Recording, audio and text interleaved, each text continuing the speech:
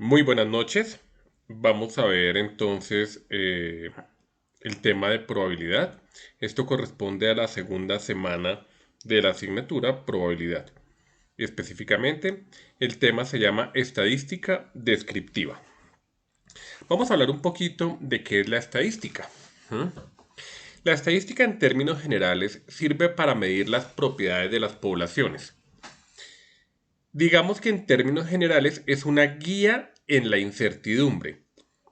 Eh, ¿A qué se nos referimos con esto? Digamos que en términos generales, cuando hablamos de matemáticas como una ciencia en general, o no digámoslo como ciencia, sino como una disciplina en general, digamos que las matemáticas tradicionalmente nos sirven para hacer una representación de la realidad. Digamos que una interpretación directa de la realidad. Entonces nosotros queremos saber cuál es la distancia entre dos puntos. Y para saber la distancia entre dos puntos, pues calculamos, por ejemplo, con el teorema de Pitágoras. Y nos da efectivamente la distancia que hay entre dos puntos. Pero la estadística se comporta de una manera diferente. Aunque también, digamos, hace, está originada en las matemáticas. La estadística no está mirando la realidad como es, sino nos trata de mostrar lo que tiende a ser la realidad, ¿m? Las tendencias que hay en la realidad, ¿sí? Nos trata de mostrar cuáles son las tendencias que hay en la realidad como tal. Entonces es ligeramente diferente, pero ya no es lo mismo. ¿M? Porque de alguna manera cuando nosotros miramos una estadística, nos muestra características de la realidad, ¿m? Pero normalmente basadas en muestra, tratando de llevarlas a cómo es una realidad total en una población. Esto no quiere decir que la estadística de alguna manera en ocasiones nos permita representar la realidad de manera fidedigna. Por ejemplo, en el caso de los censos, ¿m? O en el caso en el que hacemos un análisis de la población completa. Entonces, en esos casos, digamos que la interpretación se aproxima mucho más a lo que es la realidad, sin tener en cuenta, pues obviamente, el método de investigación que se tenga, porque este método de investigación también influye en los resultados de la misma investigación. Pero fíjense que no es como la matemática tradicional, en la cual nosotros, por ejemplo, simplemente determinamos dos puntos y simplemente tenemos una ecuación que nos dice la distancia entre los dos puntos. No, en este caso, lo que vemos es cómo se comporta una población. ¿Mm? O tratar de saber cómo se comporta una población con base en una muestra.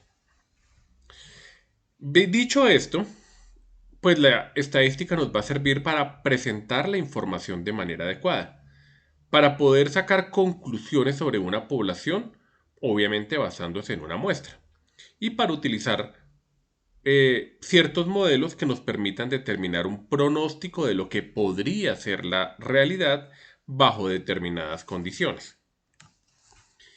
En términos generales vamos a trabajar dos estadísticas. Estadística descriptiva y estadística inferencial. ¿Cuál va a ser la diferencia entre la estadística descriptiva y la estadística inferencial? La estadística descriptiva lo que nos permite es describir la realidad, hacer una descripción de lo que la realidad es. La inferencial nos trata de dar conclusiones. ¿Sí? La inferencial de alguna manera nos lleva a una conclusión. La descriptiva no nos lleva tanto a conclusiones, aunque digamos que de alguna manera podemos tener cierto grado de conclusión, pero en el fondo está más dada a obtener indicadores que puedan ser interpretados. ¿Mm?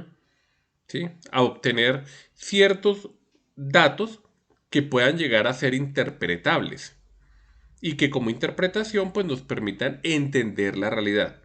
Pero no es el nivel de la conclusión, no es el nivel de la inferencia. ¿Mm? En la estadística inferencial, por el contrario, tenemos métodos que nos permiten eh, por ejemplo, concluir que existe relación entre unas variables o no existe. ¿Mm? Y digamos que la estadística inferencial se aplica mucho, por ejemplo, en metodología de la investigación. ¿Por qué? Porque a través de la metodología de la investigación, eh, a través de la metodología de la investigación, pues nosotros lo que queremos es obtener conclusiones. Entonces, por eso, pues aplicamos la estadística inferencial. Definiciones a tener en cuenta. Población. Vamos a entender población como el total de los elementos de nuestro objeto de estudio. ¿Mm? Entonces, si por ejemplo queremos tener un estudio en Bogotá de la estatura de los niños de Bogotá, pues tendríamos que mirar, en este caso, si tenemos en cuenta la población, la totalidad de los niños. ¿Mm? Ahora, es probable que si nosotros queremos medir a todos los niños de Bogotá, pues el costo de la investigación se vuelve prohibitivo, hace que la investigación sea inviable. Entonces, de pronto, para saber más o menos cuáles son las estaturas de los niños de Bogotá, tomamos lo que se llama una muestra. Una muestra es un subconjunto finito de la población. Es decir, como no podemos tomar todos los datos de toda la población porque puede ser complejo o puede ser costoso, tomamos una porción y con base en esa porción tratamos de obtener interpretaciones y conclusiones. De ahí, pues, de que trabajemos con una muestra. ¿Mm? Tanto la población como la muestra van a estar compuestas de elementos o individuos, que son, pues, aquellos elementos que vamos a hacer parte de nuestro objeto de estudio, aquellas unidades que van a ser parte de nuestro objeto de estudio. Vamos a tener variables, que es aquello que vamos a analizar en la población. Normalmente vamos a encontrar dos tipos de variables: variables dependientes y variables independientes. Una variable independiente es aquella que manipulamos y la variable dependiente es aquel resultado que obtenemos una vez aplicado un modelo. ¿Mm? Tenemos datos u observaciones. ¿Qué es un dato? Un dato es una medición. ¿Mm? Es un número, pero que corresponde a una medición. Entonces, cada vez que yo tome una medición, esa medición va a ser un dato. Esa medición la vamos a entender como un dato como tal. Ahora, existen ciertas herramientas que nos permiten eh, ver características de el objeto de estudio. Dentro de esas características vamos a encontrar, por ejemplo, el promedio. ¿Mm? El promedio es una de esas características. Y hay otras. ¿Mm? A estas las vamos a llamar parámetros y estadísticos. Ahora, ¿cuál es la diferencia entre un parámetro y un estadístico? El parámetro es una característica medible de la población como conjunto, o sea, completa. ¿Mm? Yo quiero medir las estaturas de todos los niños de Bogotá. Entonces, si yo calculo con todos los niños de Bogotá, vamos a decir que el promedio de estatura de los niños es un parámetro. Pero si por el contrario, yo tomo una muestra de los niños de Bogotá y con ellos mido la estatura y calculo la estatura promedio, en este caso la estatura promedio será un estadístico. Por último, tenemos el concepto de censo que se asocia al concepto de población. ¿En qué consiste un censo? ¿Mm? Un censo básicamente es una medición pero que se aplica a toda una población. No a una muestra, sino a la población completa.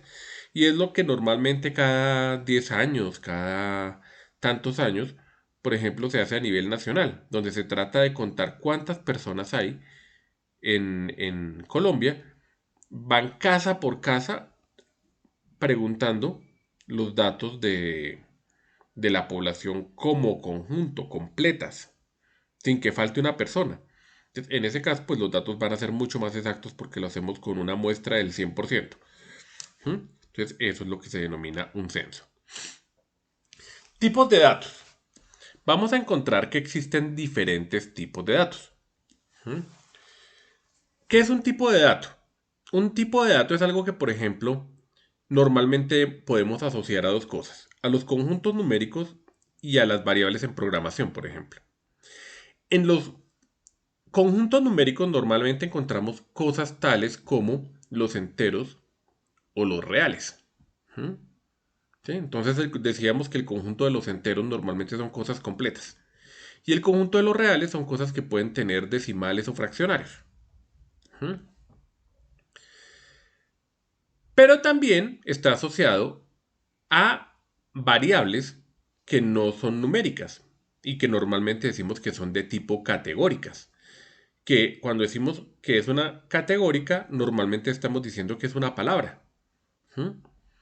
Entonces yo puedo decir, por ejemplo, un tipo de dato numérico. Estatura, entonces decimos unos 75 centímetros. 1,72, 1,50. ¿Sí? Entonces en ese caso es numérico.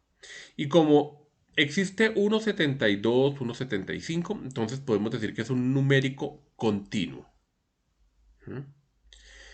Pero asimismo, si nosotros, por ejemplo, vamos a mirar el número de personas que va a cine los fines de semana, entonces podemos decir que van 1.000 o 2.000 personas. Pero no podemos decir que van 2.000 personas y media, 2.000,5 personas. No, eso no existe. Porque las personas se cuentan completas. Ahí nos referimos entonces a los números discretos, a los tipos de datos discretos. Y pues, digamos que para cerrar esa idea, los números discretos, los datos de numéricos discretos, normalmente hacen referencia a conteos, o sea, contar cosas. Mientras que los datos numéricos continuos normalmente hacen referencia a medir cosas. ¿Mm? Entonces, normalmente pues las mediciones nos van a dar con decimales, con fracciones, etc. Los conteos normalmente nos dan con números enteros. Por otro lado, tenemos los tipos de datos categóricos.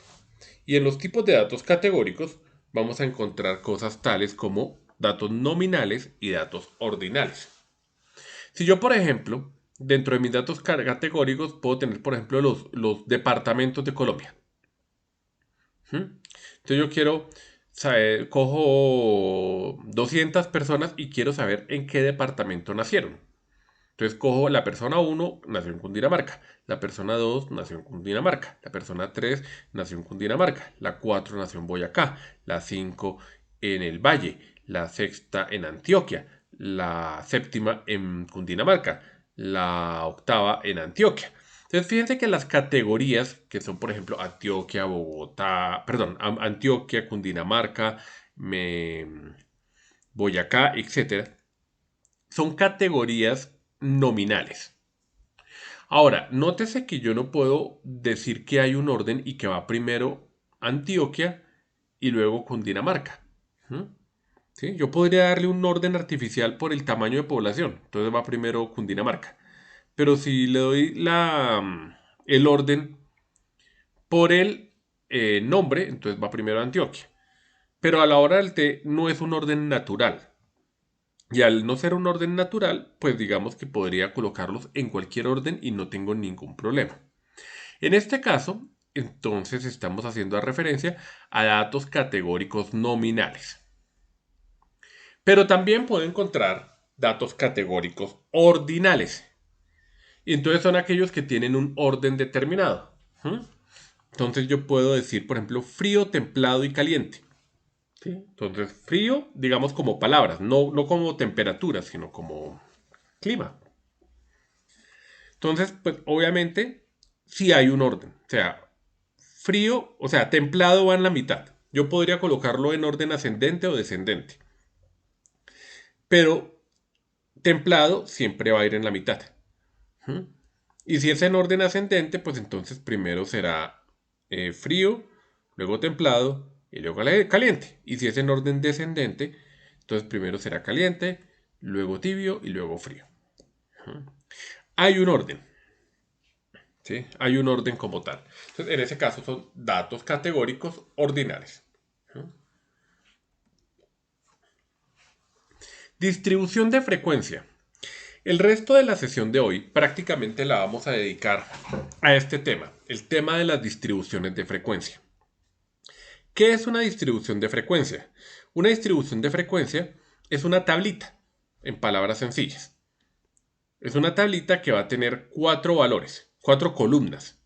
Realmente son 5, pero digamos que en términos generales los datos que nos interesan son 4. Digo que son 5 porque normalmente pues tenemos una que nos habla de la categoría. Entonces la categoría es la que estamos midiendo. Y a cada categoría normalmente tratamos de hallarle la frecuencia absoluta. Que la frecuencia absoluta no es otra cosa sino la cantidad de veces que se repite la categoría dentro de la población. ¿Mm? Bien. La frecuencia relativa.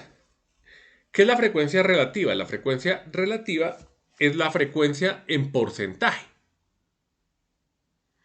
La frecuencia absoluta acumulada. La frecuencia absoluta acumulada es el conteo o medición que tenemos de cada categoría en una población, ¿sí? Pero donde vamos sumando acumulativamente las frecuencias anteriores. Y la frecuencia relativa acumulada no es otra cosa sino la suma de los porcentajes de tal forma que al final cuando termine de sumarlos todos debe dar el 100%. Entonces normalmente nosotros sabemos que está bien sumado porque la última nos da 100%. Podemos tener diferentes tablas de frecuencias. Son diferentes las tablas de frecuencias para los datos cualitativos que para los datos cuantitativos. ¿Cómo se hacen las frecuencias? Entonces, este es el caso de los cualitativos. Vamos a tomar el ejemplo que vamos a ver en unos minutos en R. En R, por ejemplo, existe, por ejemplo, la primera categoría. La categoría, por ejemplo, en este caso, bebidas gaseosas. Y bebidas gaseosas será la variable X. Entonces supongamos que en una población de 50 personas le decimos a cada persona que qué bebida gaseosa le gusta.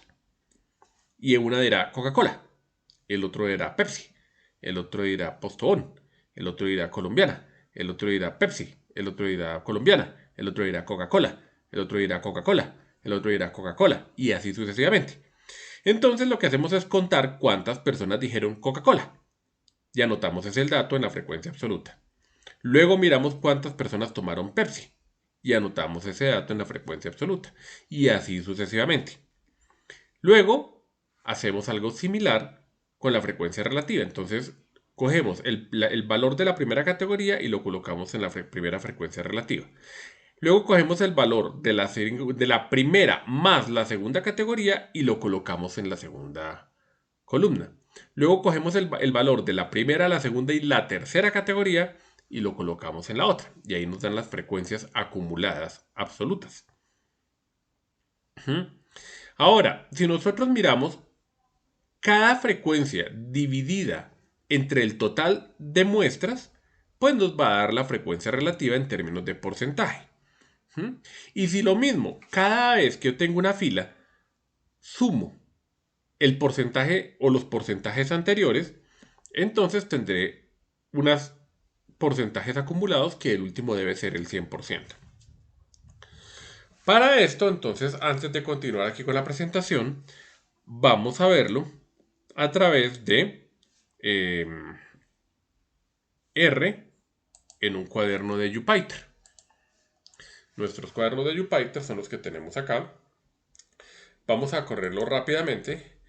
Bueno, ni tan rápidamente porque vamos a ver que pues el tema es relativamente largo, entonces les voy a pedir un poquito de paciencia, pero es tal vez de las clases más importantes. Volvemos a R. Entonces, ¿qué es lo que vamos a hacer en R? En R, primero que todo, vamos a instalar un paquete y una librería. Realmente es lo mismo. O sea, el paquete es donde tenemos la librería y la librería es la que cargamos en memoria. En otras palabras, normalmente lo que hacemos es cargar una librería que no es otra cosa sino un conjunto de funciones hechas para resolver determinado tipo de problemas. ¿Mm? Existen librerías para mapas, entonces uno carga una librería para mapas. Existen librerías para Machine Learning, entonces uno carga una librería para Machine Learning, que básicamente lo que trae es un conjunto de instrucciones que facilitan el proceso. En nuestro caso vamos a traer algunas librerías, por ejemplo, que nos permiten sacar diagramas de Pareto, por ejemplo. ¿Mm? O, por ejemplo, más adelante vamos a ver una librería que nos permite traer archivos de Excel. ¿Mm? Entonces vamos a comenzar por ahí. Entonces en R tenemos la instrucción para cargar librerías que es install package. Ese nos instala la librería en el sistema como tal. Y luego, una vez cargada, todavía no la podemos utilizar. La tenemos cargada en nuestra máquina, en nuestro R, pero después de tenerla instalada en nuestra máquina o en nuestro R, tenemos que llamarla dentro del programa. Y ahí nosotros utilizamos el comando library que nos trae la misma librería. Entonces, aquí lo carga en memoria para que podamos utilizarla. Hay un tema de versiones que en este caso no es tan importante. Luego, vamos a hacer nuestra distribución de frecuencias de datos cualitativos. ¿Mm? Como ustedes se dan cuenta, aquí estamos contando tal cual vimos en el ejemplo hace un momento. Nombres de productos que toman la gente. ¿Mm? Preferencias por gaseosa.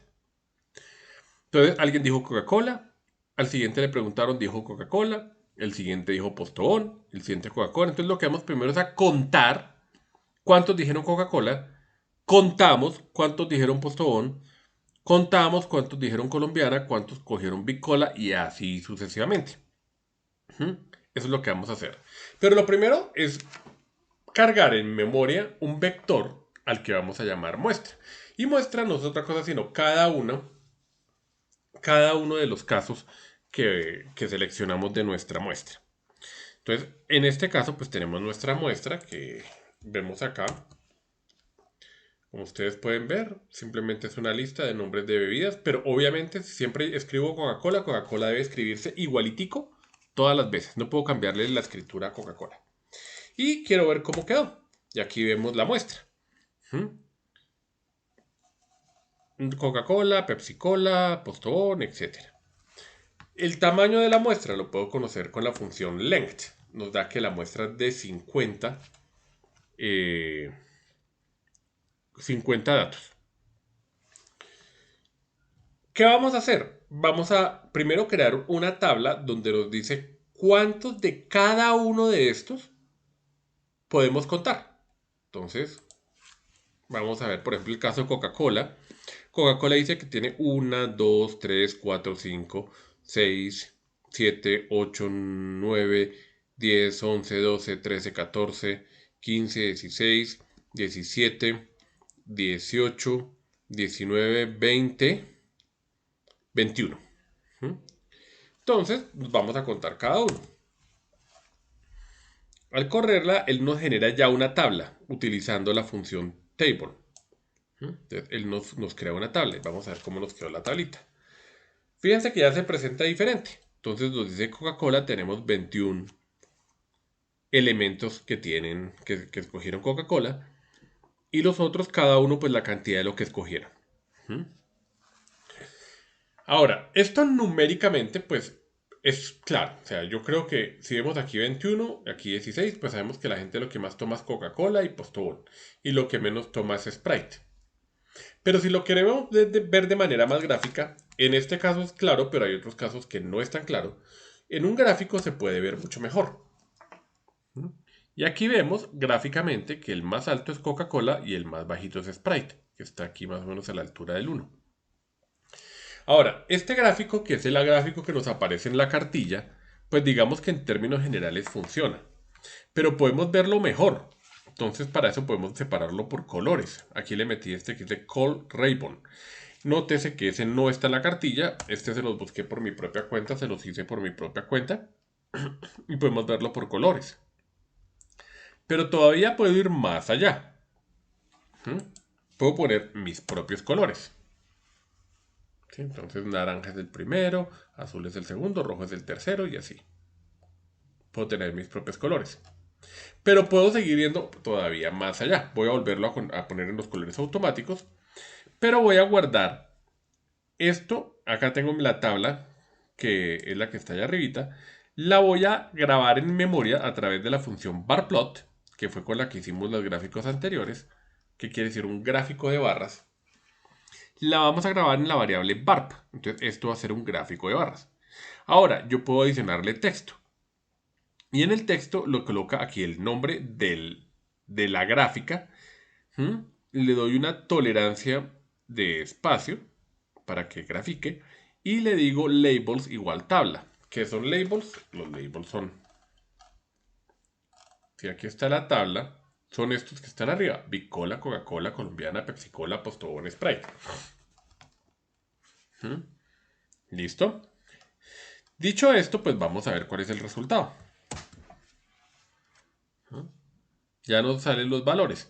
Ahora, nótese un detalle. Nos salieron todos los valores menos el de Coca-Cola. ¿Por qué? Porque se nos salió el gráfico. Entonces vamos a mejorar el gráfico para que salgan todos. ¿Cómo lo mejoramos? ¿Mm? Le voy a dar aquí en Y-límite el número 25 como límite. Aquí estaba 20 y 21 es mayor que 20. Entonces, si le doy 25 a través de Y-límite C0 de 25, o sea, va de 0 a 25, pues ya el 21 me va a caber. ¿Mm? Ahora, si yo quiero un título, pues le puedo poner a través de main frecuencia absoluta y nos da el título. ¿Mm? Y si lo quiero en porcentaje, entonces en lugar de la tabla, coloco las propiedades de la tabla por 100 para que nos dé el porcentaje. Y obviamente si es 50 la muestra, pues Coca-Cola tiene 21, o sea, será el 42%. ¿Mm? Entonces aquí no sale. Obviamente, pues si yo tengo una relativa sobre 100, 42 pues va por debajo de la mitad.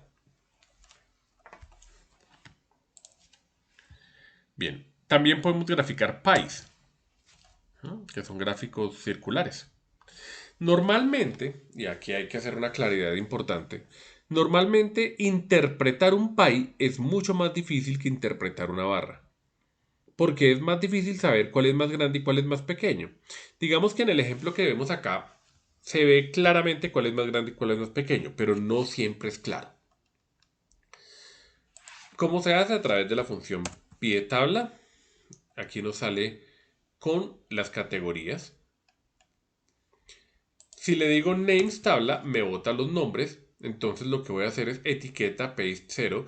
Paste 0 es que yo creo una cadena. Estoy creando una cadena donde digo names igual round. Redondeo el porcentaje y le coloco el símbolo por ciento. Y grabo, esto lo grabo en etiquetas y luego le digo pie, tabla, coma, labels, etiquetas. Entonces labels, ya vemos que en un pie nos coloca las etiquetas de la gráfica. Y aquí entonces nos sale que Coca-Cola fue el 42%, Bicola el 4%, Sprite 2%, Colombiana 6%, Pepsi 14% y esto pues nos da todavía más información.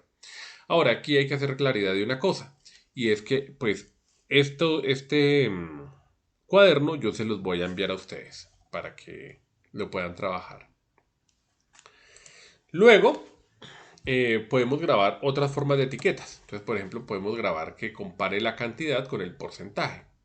Entonces, en este caso, las etiquetas me van a incluir es el redondeo del porcentaje. ¿Okay?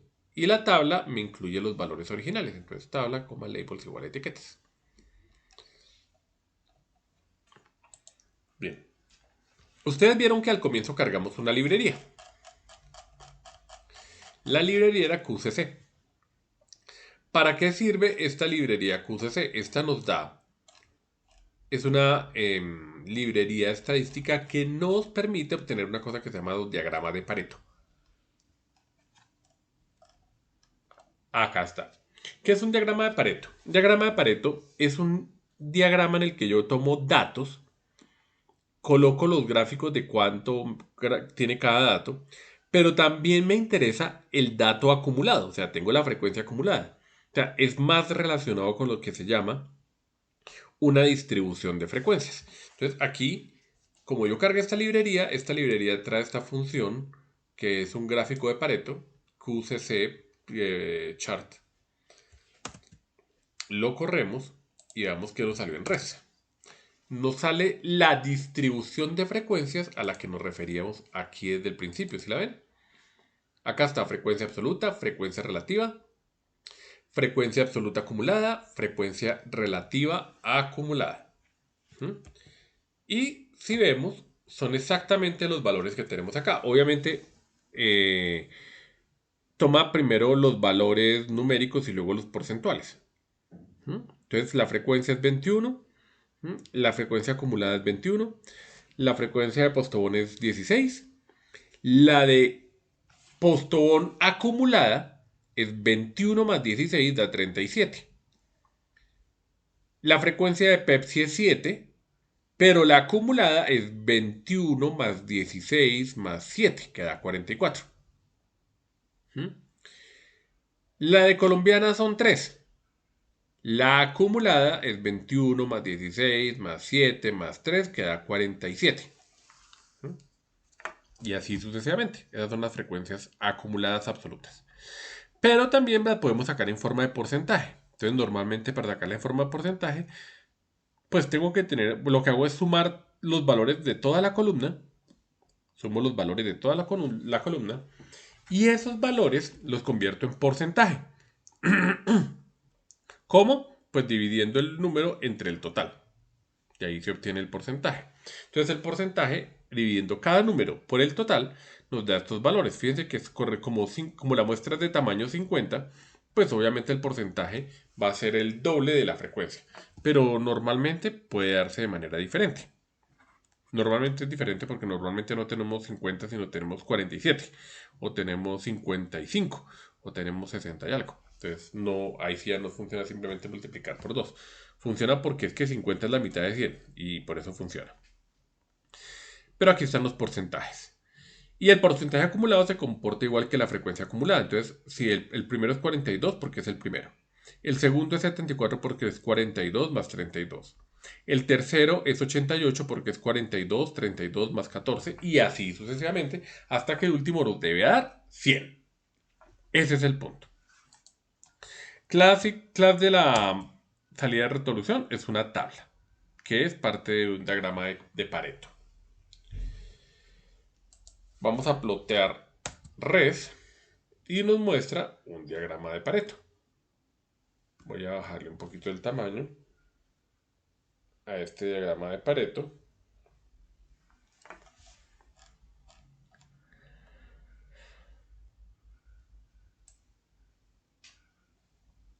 Entonces fíjese, aquí están las mismas bebidas gaseosas, pero nos muestra como el gráfico de barras y nos muestra el valor acumulado. Y hasta nos da el 100%. Y esta es la forma tal vez de representar un diagrama de frecuencias. Este diagrama que acabamos de ver es para datos cuantitativos. Observen lo siguiente. La instrucción que utilizamos acá fue bar plot. Fue bar plot. ¿Por qué? Porque es un gráfico de barras.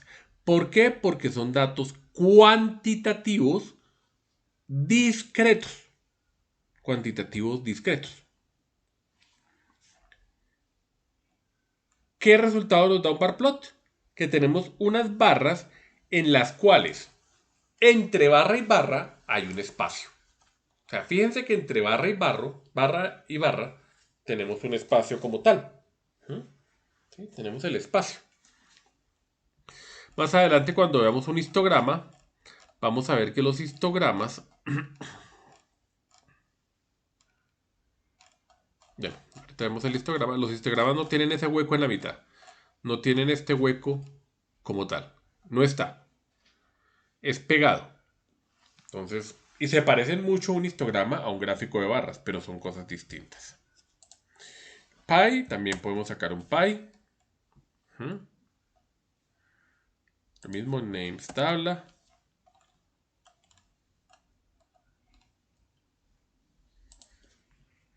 Y podemos inclusive sacar un diagrama de Pareto de una frecuencia con datos cuantitativos discretos, en este caso.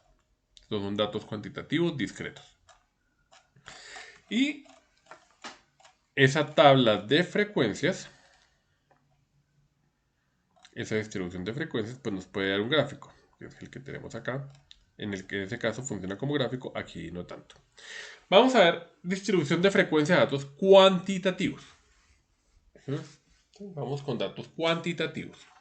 ¿Cómo es el tema de la distribución de frecuencia de datos cuantitativos? Es muy similar al de datos cualitativos en algunos casos. ¿Qué quiere decir esto de en algunos casos? Los datos cuantitativos, como vimos hace un rato, podemos tener dos situaciones. Una en la que tenemos datos discretos y otra en la que tenemos datos continuos. Los datos discretos lo que hacemos es coger cada elemento de los que tenemos en la población y contamos cuántas veces está cada uno de esos elementos en la población. Con eso nótese que es muy similar a lo que hacíamos con variables cualitativas, aunque se llamen datos cuantitativos. Lo que ocurre es que aquí podemos hacer más operaciones de las que hacíamos antes. Por otro lado, podríamos tener datos continuos, pero eso lo veremos en un rato. Entonces, por lo pronto, vamos a grabar aquí en el vector C esta muestra de datos. Esta muestra de datos, por ejemplo, puede ser la cantidad de niños que tiene una familia. Vamos a ver cuántos son. Entonces hay una familia de dos personas, otra de dos personas, otra de tres, otra de cinco, otra de dos, otra de cinco, otra de cinco. Entonces, fíjense que, por ejemplo, tenemos varias de cinco. Vamos a ver cuántas tenemos de cinco. Una, dos, tres, cuatro, cinco, 6 y 7. Hago igual, lo convierto en tabla. Y 5 tiene 7. ¿Sí? Ahí vimos la distribución de frecuencias. Vamos entonces, aquí voy a crear, pues voy a mirar de qué clase es la clase tabla 2, de tipo tabla. ¿Qué vamos a hacer? Vamos a guardar la tabla, ahí vamos a guardar los conteos. Aquí de pronto nos sobra ver qué son los conteos. Entonces me sale lo mismo, pero aquí vertical. ¿Listo? Aquí voy a crear nuestra tabla de frecuencias. Vamos a crear nuestra tabla de frecuencias. ¿Cómo creamos nuestra tabla de frecuencias? En la primera columna voy a colocar los conteos. Voy a colocar los conteos. En la segunda vamos a colocar la frecuencia acumulada como cum-sum conteos. O sea, me va sumando acumulativamente los conteos. En la tercera, porcentaje. Lo que hago es, con base en la primera columna, en el dato que tengo en la primera columna, redondeo ese dato cuando 100 multiplicado por el número de conteos sobre la sumatoria de conteos. Y para el porcentaje acumulado, pues lo que hago es hacer lo mismo que hicimos con el primero, pero con el porcentaje acumulado. Vamos a correrla y vamos a ver la tablita que nos genera. Esta tablita nos funciona bastante bien. De pronto sería bueno que tuviera una columna adicional donde tengamos el nombre del dato. Y eso sí, sí nos hizo falta. Pero tiene los 4 datos que necesitamos. Este es el del 1, el del 2, el del 3, el del 4, el del 5, etc.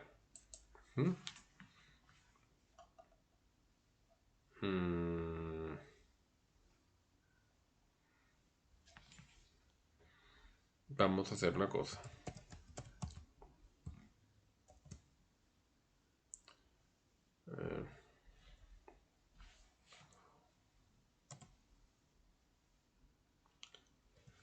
Voy a hacer un experimento acá. Ah, no, aquí me coloco la misma frecuencia. Espérame un segundito. Ah, es que aquí está conteos.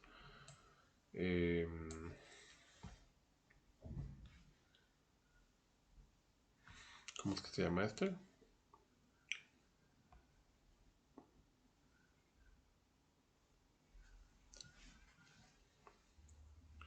Déjame ver una cosita, un segundo.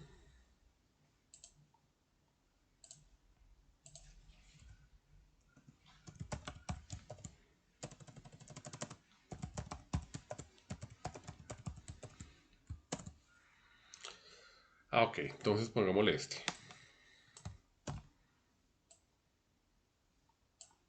Para que nos quede mejor este gráfico.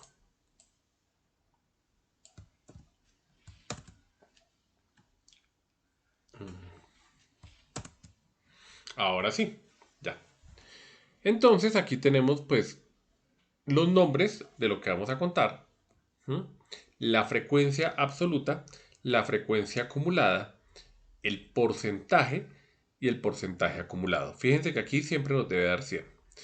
¿Qué pasa si nosotros lo pasamos a un diagrama de Pareto? Aquí tenemos un problema.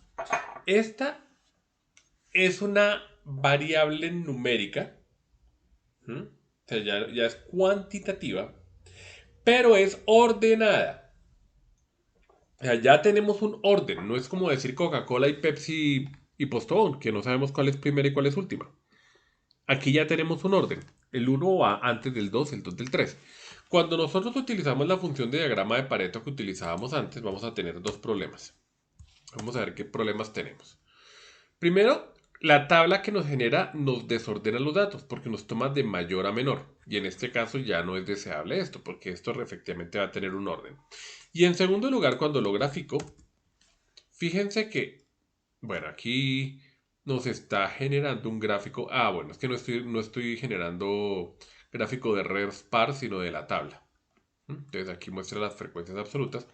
Pero acá hay un problema, y este no nos funciona tanto. Vamos a ver que hay algo mejor.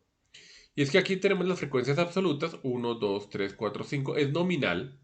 ¿Sí? Digamos que en ese sentido puede servir. ¿Sí? Que sea con barras, porque es nominal, aunque es ordenado. Realmente no es nominal, es un dato cuantitativo, pero es ordenado. ¿Mm? Y realmente no estoy trabajando con intervalos. De ahí que nosotros podemos llegar a trabajar con intervalos.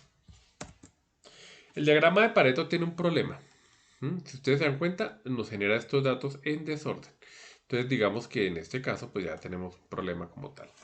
Por eso no, ya aquí sí los hago, los coloco como ejemplo, pero no es la idea que nos funcione.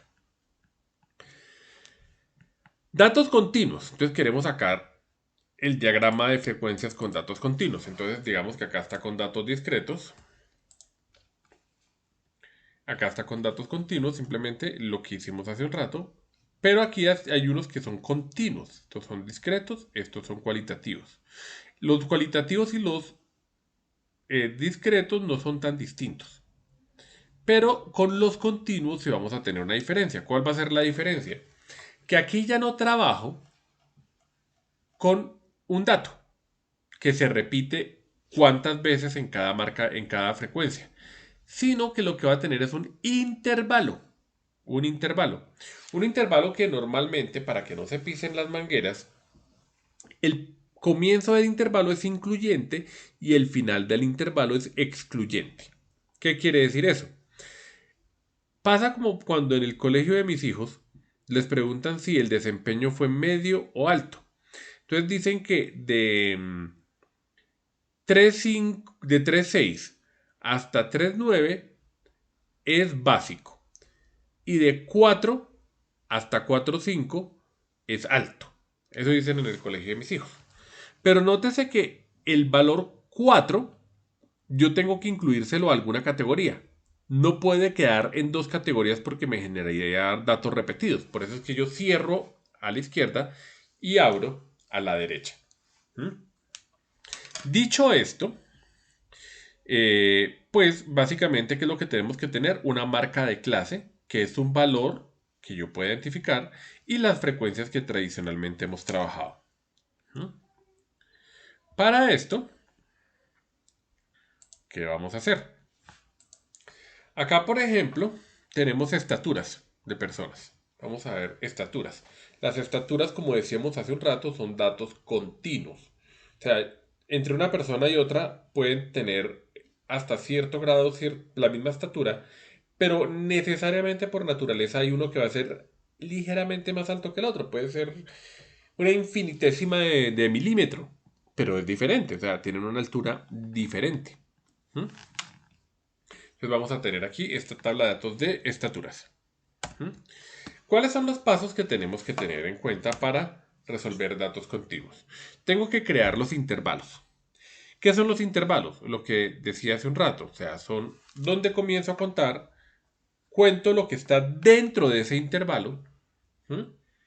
Termino y comienzo a contar el siguiente intervalo, los datos que están en el siguiente, y así sucesivamente. Es decir, agrupo los datos, los comienzo a agrupar. ¿Cómo determino cómo los debo agrupar? Para determinar cómo los debo agrupar, lo que yo hago es básicamente lo siguiente. Necesito varios valores que son rango, número de clases y amplitud de los intervalos. Son tres datos que necesito. ¿Qué son el rango? El rango es el ancho de mis datos. ¿Sí? O sea, desde dónde comienzan y dónde terminan. Y obviamente, ¿cuánto mide ese comienzo entre la diferencia entre el final y el comienzo? Pues va a ser el ancho. ¿Mm? Y eso lo vamos a llamar rango. Eso quiere decir que lo que necesitamos saber es de los valores que tenemos aquí, cuál es el más bajito y cuál es el valor más alto. ¿Mm? Verifiquemos cuántos datos tenemos. Tenemos 50 datos, los voy a grabar en un vector. ¿Mm? Y vamos a determinar los valores. Entonces, el valor más alto lo utilizamos con la función max, como lo dijimos en el pasado. Nos da 194, es decir, 194 es el valor más alto dentro de esta muestra, que está aquí. El mínimo, 137. ¿Qué quiere decir eso? Que el más pequeño es 137 y el más grande es 194. El rango es la distancia entre estos dos valores que se saca con la resta. ¿Cómo se calcula esa distancia? Pues básicamente max x menos min x. Y eso nos da 57. Ese es el rango. O sea, ese es el ancho de la muestra. Ahora, ¿qué podemos hacer? Podemos coger y meter cada uno de los datos de los 57 y sacar cuántas personas miden 1,80, cuántos 1,50, cuántos 1,90, cuántos, bueno. Pero, pues es más fácil si lo agrupamos, porque de pronto si tenemos 2000 datos, entonces tendríamos 2000 mediciones. No, tendríamos más, porque de cada medición tendríamos que saber cuántas veces se repite. Y si se crea una que va un milímetro arriba, un milímetro abajo, pues tenemos problemas. Siendo así, lo que nosotros hacemos para determinar el rango, perdón, la cantidad del tamaño de esto es hacer intervalos. Y para eso seleccionamos cuántos intervalos necesitamos. Aquí para esto tenemos la función sturgees y esa nos da el k. ¿Mm? Donde dice el k nos recomienda que sean 7 intervalos. O sea, 57 datos los podemos agrupar en 7 intervalos.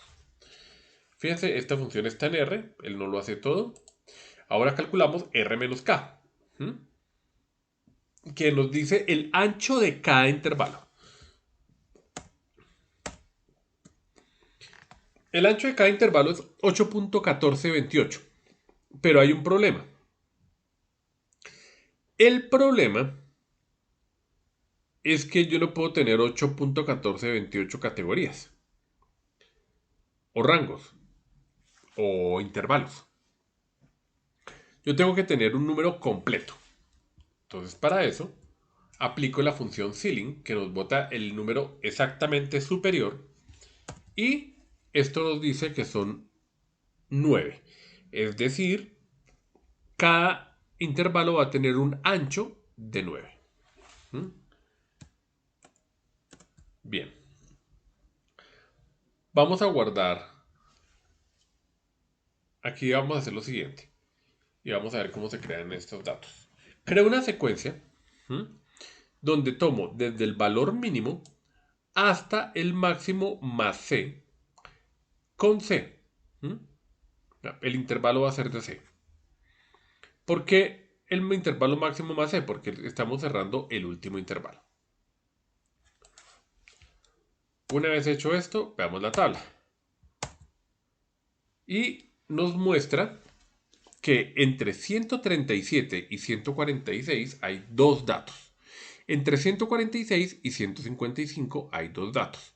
La pregunta es, a qué intervalo pertenece 146? ¿Al primero o al segundo? La respuesta a esta pregunta básicamente es que está en el segundo. ¿Por qué? Porque ese tiene paréntesis curvo. Es decir, el último elemento no está incluido dentro de este rango, dentro de este intervalo. El último elemento no está incluido en el intervalo. 146 tiene la llave cuadrada. Al tener la llave cuadrada nos dice que el primer valor sí está incluido en el rango. Es decir, si tenemos 146 dentro de los datos, estaría en el segundo intervalo. Y así vamos creando los siguientes intervalos. Entonces, datos entre 137 y 146 hay 2, entre 146 y 155 hay 2, entre 155 y 164 hay 7, entre 164 y 173 hay 14, entre 173 y 182 hay otros 14, entre 182 y 191 hay 9, y entre 191 y 200 hay 2 personas. Entonces, así se agrupan las estaturas. ¿Mm? Bien, aplicamos lo mismo de los conteos, aplicamos la misma fórmula. Voy a aplicarle aquí de una vez names, conteos, coma, para tener la otra columna. Y veamos el resultado. Ah, pero aquí ya teníamos los conteos. Bueno, no importa. ¿Mm?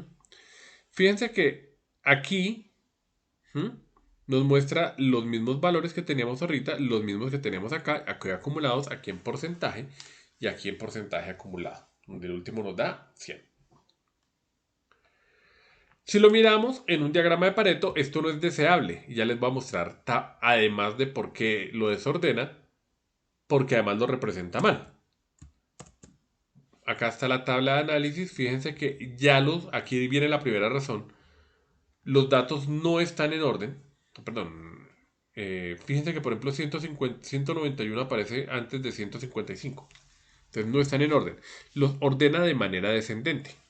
Entonces ya ahí estamos viendo un problema que no nos funciona el QCC Pareto Chart.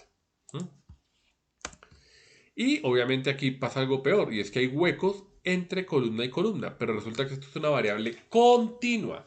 Y como es una variable continua, no pueden haber huecos acá, entonces por eso no le aplica el diagrama de Pareto. Adicionalmente está en desorden, entonces no nos sirve. Bien. Histogramas. Cuando yo tengo datos continuos, ¿qué hago? Histogramas. No hago gráficos de barras, hago histogramas. Acá tiene algo muy similar a lo que veníamos trabajando. Tabla, cortes, x es igual a x, breaks o cortes son los puntos límites. ¿Incluye el más bajo? Sí. ¿Incluye el más alto? No. Por eso aquí es llave cuadrada y aquí es llave curva. Vemos la tabla que genera. Y aquí vemos la misma distribución de frecuencias en una tabla, pero queremos también verla de manera gráfica. Entonces aquí tengo cortes, donde el corte es el primer elemento que incluye cada categoría y al que hace parte. Y vamos a ver el histograma. Aquí utilizamos la función ist. Utilizamos la función ist. Y el resto es similar a lo que teníamos acá. El más pequeño es el que está incluido y el más a la derecha es el que no está incluido. Y aquí tenemos histogramas. Nótese una cosa, los histogramas van con línea pegada. Esa es la principal diferencia entre el histograma y el gráfico de barras. El de gráfico de barras es separado. ¿Por qué? Porque son datos cualitativos o cuantitativos discretos. En este caso estamos hablando de datos cuantitativos continuos. Estatura, temperatura, mediciones. Siendo datos cuantitativos continuos, entonces se entiende que aquí, por ejemplo, en 150, el valor más pequeño es el que está en toda la línea. Y esa línea no hace parte del que está justo antes. ¿Mm? Ahora, aquí los valores nos dan valores entre 137, creo, y 200. Y tenemos interpretaciones de esta manera. Hay una herramienta dentro de R que nos permite hacer que los cortes sean de a 10. ¿Por qué? Porque eso puede facilitar la interpretación. Digamos que nuestra mente está trabajando bastante en decimal. Para eso aplicamos la expresión cortes pretty x, donde ahí vamos a guardar los datos de cada corte, pero en potencias de 10. Aplicamos los mismos cortes de nuevo a la tabla como ya lo habíamos hecho antes y vemos la tabla. Ahora miren que ya no aparece 137, sino 130, 140, 140, 150, 150, 160. ¿Mm? Y pero también nos variaron los datos. Fíjense que antes aquí decía 14, 14. Ahora dice 16, 13. ¿Mm? ¿Por qué? Porque los límites cambiaron y ahora cubre números cada intervalo que antes no cubría. Y acá tenemos otra vez nuestro histograma. La ojiva. ¿Mm? La ojiva nos sirve de alguna manera para mirar también información acumulada. Tenemos los cortes que tenemos en grupos de A10. ¿Mm? Y teniendo estos cortes, pues vamos a crear nuestra tabla. Veamos la tabla redondeada con los valores. ¿Mm? Esta es una tabla con porcentajes. ¿Sí? Si ustedes se dan cuenta, es con porcentajes. Miramos esta de aquí arriba. Perdón. ¿Mm? A ver, hagamos una suma rápida. Entonces sería 6 más 22 serían 28. Sí, esto nos va a dar en porcentajes. 28 más 26 nos da 54. 54 más 32 nos da 86. 86 más 6 nos da 92. 92 más 6 nos da 98 y 98 más 2 nos da 100. Entonces fíjense que sí están dándonos los datos en porcentaje. ¿Mm? Y podemos ver un gráfico de ojiva, que básicamente es la parte acumulativa, pero fíjense que en este caso sí nos sirve, porque nos muestra el acumulado. Entonces en este caso hagámoslo de manera tradicional. Existe también lo que se llama el diagrama de tallo y hojas. ¿Qué es el diagrama de tallo y hojas? Se llama con la función STEM. Este diagrama lo que hace es que nos muestra los mismos números, pero de una manera más sencilla. O sea, es lo mismo que ver estos datos aquí arriba. Les digo cuáles. Estos datos. Nos los muestra igualitos, pero fíjense que aquí vemos nosotros un montón de números. Entonces, para verlo resumido, lo podemos resumir a través de un diagrama de tallo y hojas. ¿Cómo se resume? Mire, básicamente dice que hay un 137, hay un 140, 148 y 149. 157, 158, 159. E incluso aquí en el 16 vamos a encontrar varios repetidos. Es decir, por ejemplo, está 160, 161 y 161. Lo más seguro es que aquí haya 261. Entonces, acá hay un 161.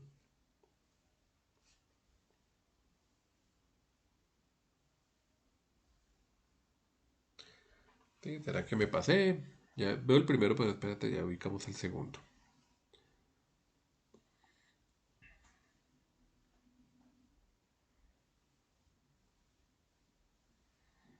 Ya te me embolató. Hay un 160. Debe haber un 160. Mira, acá está. Habían dos. Estaba al comienzo hay uno y acá hay 261. ¿Mm? Pero también había un 0, o sea, un 160. Entonces debe estar por ahí en alguna parte. Mira, aquí está. 160. Entonces, eso es lo que hace un diagrama de tallo y hojas. Una representación mucho más rápida del tema. 160, 161, 161, 163, 164, 164. Mira, hay 168 y 4. 169 y 4. Ahí nos va mostrando cómo se distribuyen los datos. Bien, hasta aquí aprendimos a hacer gráficos de frecuencia. ¿Mm?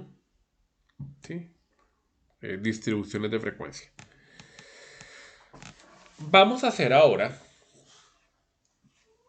estadísticas de tendencia central o medidas de tendencia central.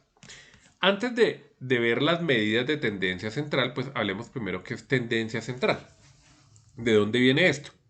Digamos que se ha encontrado lo siguiente. Normalmente vamos a encontrar distribuciones de datos que tienen la siguiente característica. Me voy a volver aquí al diagrama de tallo y hojas. En el diagrama de tallo y hojas, si ustedes se dan cuenta y lo miran como de lado, van a darse cuenta de que es como un gráfico de barras. Se comporta de manera parecida a un gráfico de barras. ¿Mm? Pero volteado. Entonces, números que comienzan con 16, pues tenemos, son los que más hay. De hecho, miren aquí la tabla, que eso es lo que nos dice, ¿no? El de 16 hay 32 datos. ¿Mm? Eh, Viendo esto así, ¿mm? Lo que nosotros hacemos es ver cómo están distribuidos los datos como tal. Por ejemplo, podemos ver que los datos que más se repiten están en el 16 y están en el 168 y 169. Son los que más se repiten. A eso lo vamos a llamar moda. ¿Mm? El dato de la mitad. Bueno, ese es un poquito más de difícil a mirar al ojo. Si este estuviera ordenado, no me acuerdo si el de arriba está ordenado. Bueno, sería el dato de la mitad. O sea, tendemos a la mitad. ¿Mm? Vamos a tender a la mitad, siempre. Entonces, a eso le llamamos medidas de tendencia central. Inclusive, si digamos tenemos una distribución perfectamente simétrica, en una distribución perfectamente simétrica, tenemos que todas las medidas de tendencia central coinciden. ¿Mm? Obviamente, si tenemos una distribución perfecta. Entonces, ahí coincidiría. ¿Mm? ¿Cómo coincide esto? ¿Mm? ¿Cómo coincide esto? Vamos a ver este ejemplo. Este ejemplo que tenemos acá son un conjunto de edades. Bueno, estamos aquí mirando un tallo de hoja más largo. Bien. Estadísticas de tendencia central. Tenemos este gráfico. Hagamos el histograma. El histograma nos dice que entre 16 y 18 años hay tres personas. ¿Mm? ¿Entre qué? 16 y 18. Vamos a este. Ah, pero es que ya lo hicimos con otro vector. Acá. Entre 16 y 18 años hay tres personas. 16, vamos a ver. Esta, 17. Va una.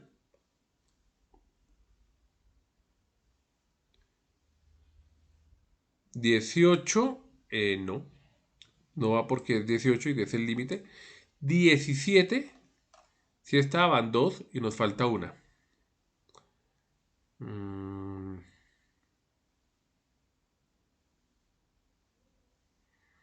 Parece que esta está cerrada al final. Entonces en este caso sí podría ser 18. Y hay 18, entre 18 y 20 años hay 6 personas. Entre 20 y 22 años hay 6 personas. Entre 22 y 24 años hay 2 personas. Entre 24 y 26 años hay 5 personas. Entre 26 y 28 años hay 3 personas. Y entre 28 y 30 años hay 6 personas. ¿Mm? Vamos a calcular la media. ¿Qué es la media? La media no es otra expresión que el promedio. ¿Sí? La palabra media y la palabra promedio son sinónimos. ¿Sí? Sinónimo media de promedio. Dicho esto, que tenemos el promedio y la media, que es lo mismo. ¿Cuál es la definición? La definición es muy sencilla. La media es la suma de todos los datos y lo divido entre el número de datos. Eso es la media. ¿Mm? Vamos a inclusive a encontrar dos tipos de media. Media aritmética, ¿mm? Que de alguna manera eh, lo que nos va a mostrar es la media de una muestra.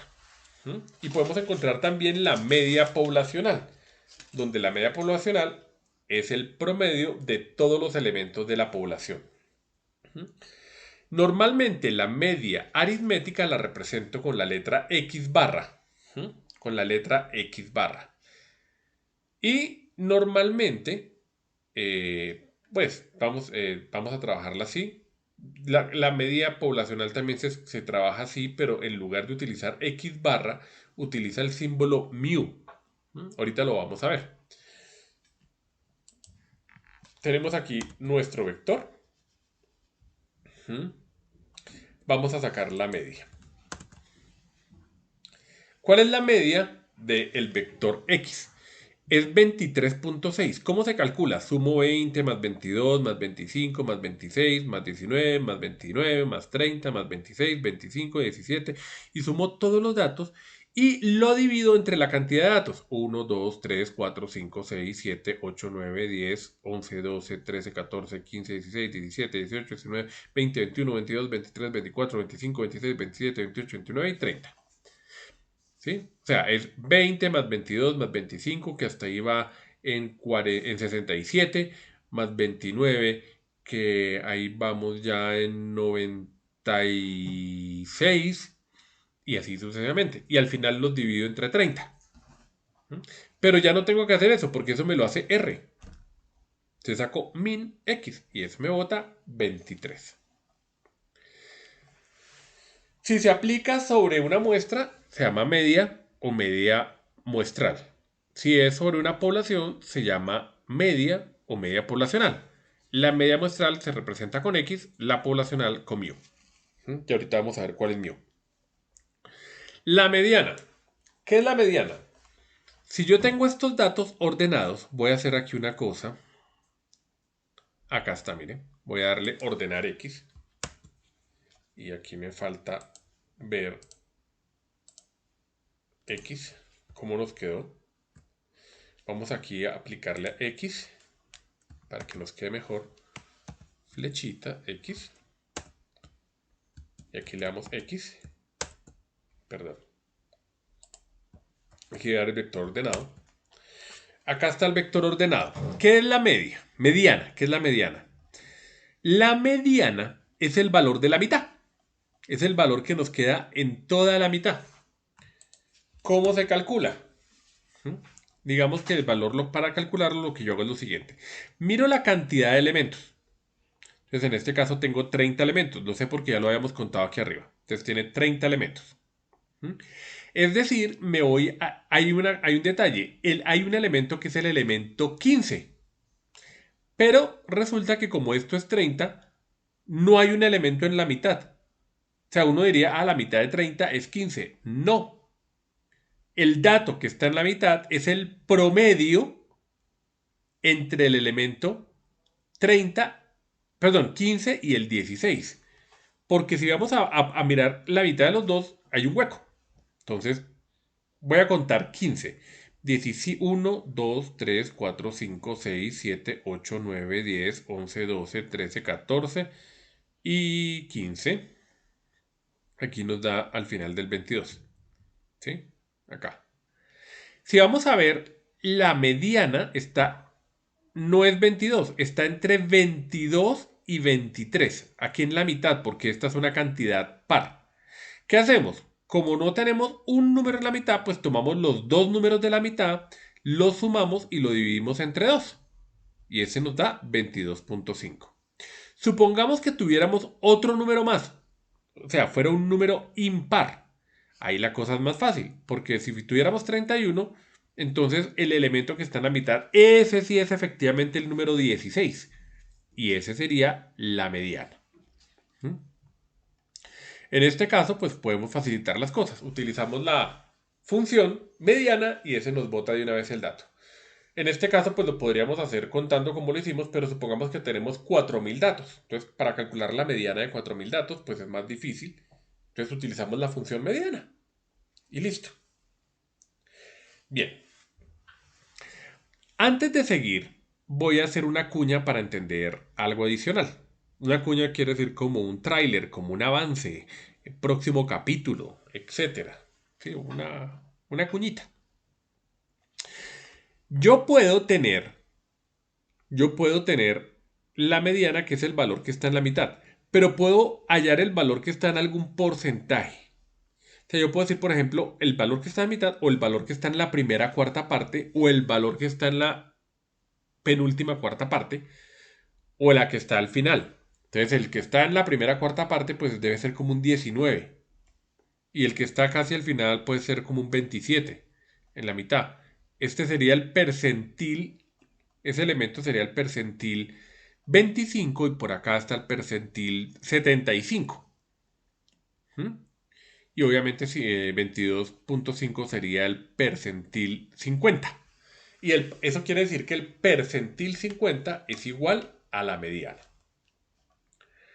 Moda. Como su nombre lo dice, moda es lo que más se usa. De hecho, la palabra moda es una palabra estadística que se usa en el mundo fashion. ¿Mm? Pero es una palabra de estadística. Que básicamente, ¿qué es lo que dice? Que es la frecuencia, el elemento que tiene mayor frecuencia. Por eso se dice que ese elemento que tiene mayor frecuencia está de moda. ¿Mm?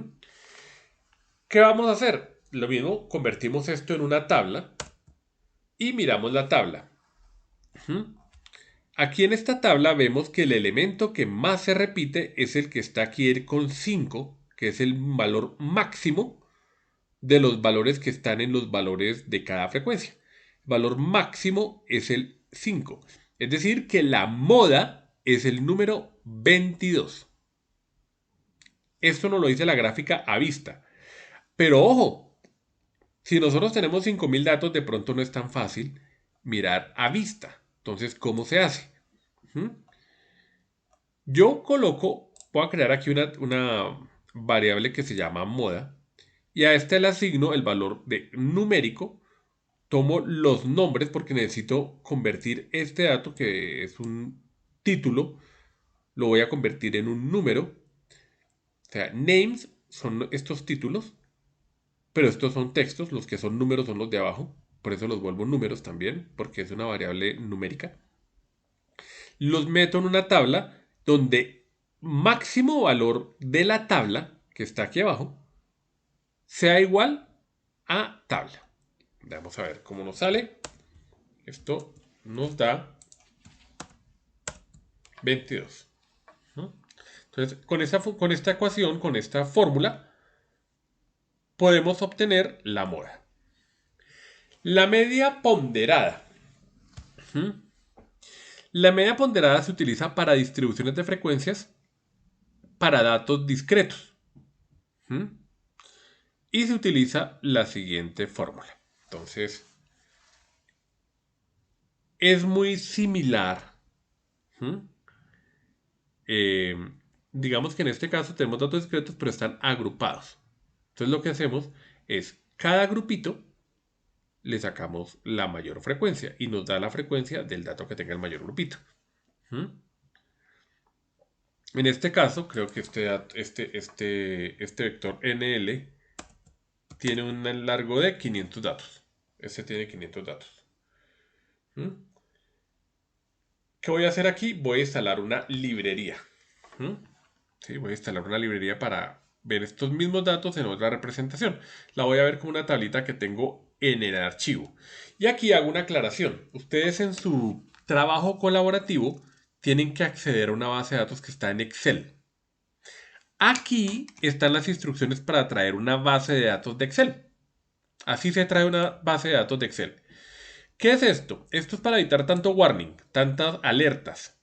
Normalmente eso nos trae unas alertas que nos llenan esto de mensajes rojos, pero que no necesariamente nos está diciendo que las cosas están mal. A veces simplemente son advertencias. ¿No? Entonces lo voy a poner en negativo para que no me salgan esas advertencias. Luego coloco install.package, abro paréntesis, redxl. Esa librería me permite importar archivos de Excel. Si yo no la instalo, no puedo instalar archivos de Excel. Entonces, la instalación consta de dos partes, la instalación del paquete y la carga en memoria. Y aquí es donde yo utilizo Library Read XL, que es la carga en memoria. Al hacer esto, tengo que tener la dirección. Mira, está cargando la librería. Aquí vamos a tener la dirección de la ruta donde tengo el archivo. Yo aquí en el disco duro tengo una carpeta que se llama datasets. Una carpeta que se llama datasets. Vamos al disco C. Datasets es esta. Y en esa carpeta que se llama datasets, que está en el disco C, tengo archivos de Excel, donde entre esos archivos de Excel está el archivo datos XLS, que es el que ustedes tienen que trabajar. Pero aquí hay otro, dblibros, que creo que es el que necesitamos acá. Dblibros. Entonces, mire, dblibros.xls está en el C. Mire, D en el C / datasets. Acá hay un solo slash. Entonces, ¿qué ocurre acá? Acá hay doble slash. ¿Por qué? Para que normalmente este carácter él lo utiliza para hacer tabuladores, para, para varias cosas dentro del texto. Cuando uno quiere que quede la rayita, entonces lo coloca en doble slash. Por eso, esta es la ruta para cargar el archivo en Excel. Entonces voy a cargar este archivo en Excel y ahora voy a verlo. Y aquí me sale. Este es el mismo archivo que teníamos, estos mismos datos, pero los traje de Excel. Y me dice el número de libros leídos. Entonces, ¿en qué consiste la investigación? Quiero saber al año cuántos libros lee cada persona. Entonces le pregunto al primero, ¿usted cuánto se leyó? Ninguno. Le pregunto al segundo, ¿cuánto se leyó? Ninguno. Le pregunto al tercero, ¿cuántos libros se leyó? 4. Le pregunto al siguiente, ¿cuántos libros se leyó? 4. Le pregunto al siguiente, ¿cuántos libros se leyó? 2. Ahora, según esta tabla aquí la gente lee muchísimo. ¿Mm? Y la gente que poco lee, se lee un libro. ¿Mm? Y hay gente pues que tampoco lee nada. Pero lo que más se leen son 4 libros al año, lo cual pues no es que sea tan malo, pues obviamente uno podría leer más libros al año, pero digamos dentro de las mediciones pues nos da el mayor valor, lo cual nos dice que la gente lee mucho. Esos serían los valores equivalentes a esta línea. Dicho esto, pues vamos a ver qué tipo de dato es este. Es un data frame. Entonces lo que vamos a hacer es que vamos a grabar. Ah, bueno, como esto lo traje de Excel, esos archivos de Excel normalmente pueden traerse como Excel o se llaman o archivos que se llaman CSVs, que son separados por coma. Pero cuando son CSVs, inclusive los libros de Excel también, los trae en forma de un texto.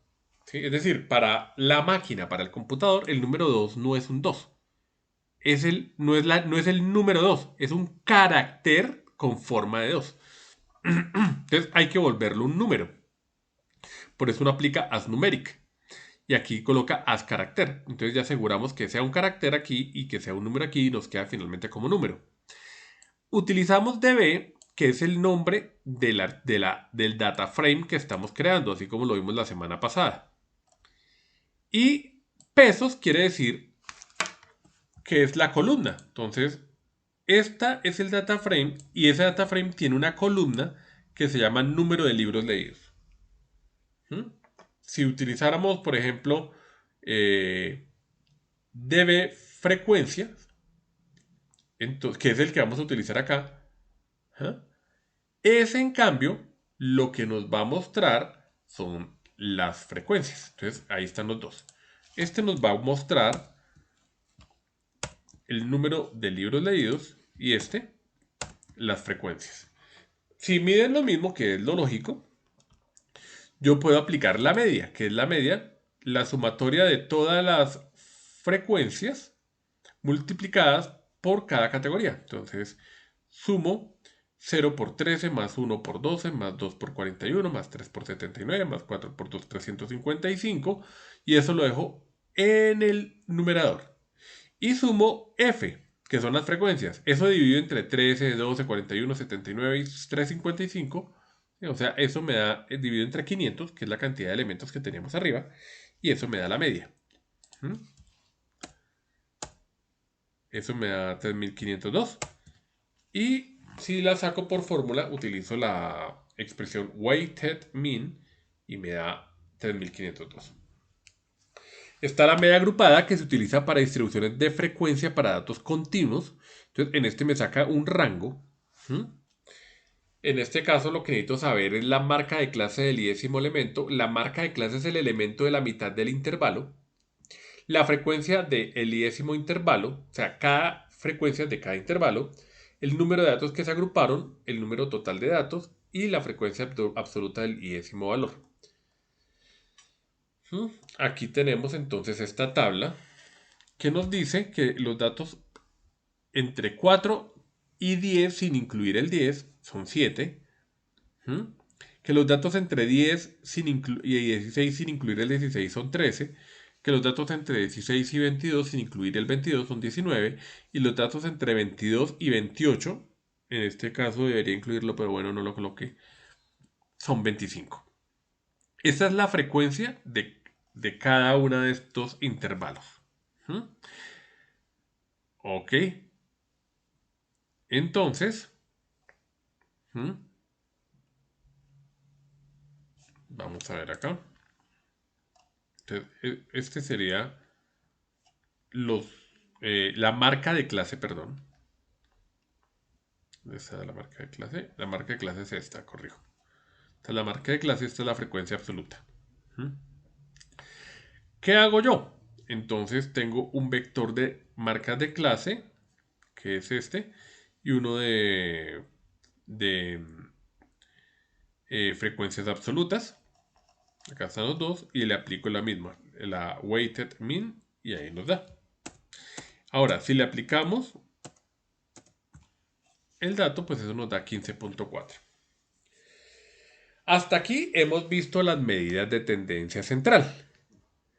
Ahora vamos a hablar de las medidas de localización. En estos casos siempre hemos visto cómo están distribuidos los datos. Y eso es lo que hicimos en la media, la mediana y la moda. ¿Sí?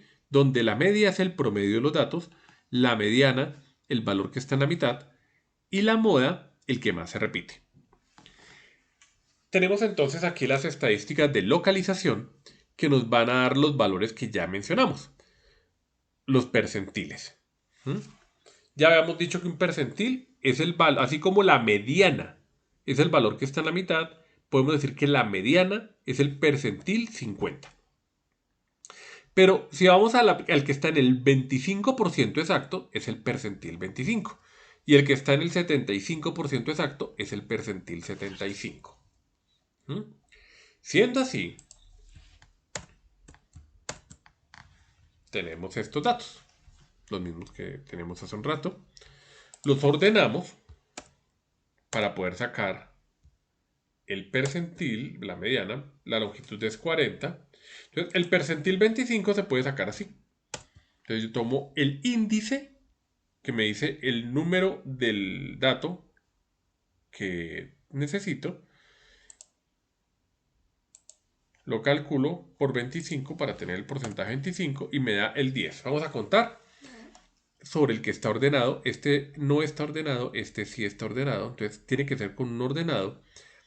Y este me dice que es el índice 10. 1, 2, 3, 4, 5, 6, 7, 8, 9, 10. El número 167. Redondeo por encima del índice I. Y acá el I10. Y me da el número 167. Y el siguiente es el 167. ¿Qué ocurre? Como este es un número que es el 40, es un número par. Entonces es 167 y 167. Está en la mitad de los dos valores. Saco el promedio. Ese promedio es muy fácil de sacar porque es el mismo número. Entonces es el mismo número. Pero en todo caso, para que sepamos cuando son números diferentes, tomamos el 25% de antes y el 25% después, lo sumamos y lo dividimos entre dos y sacamos el promedio de los dos.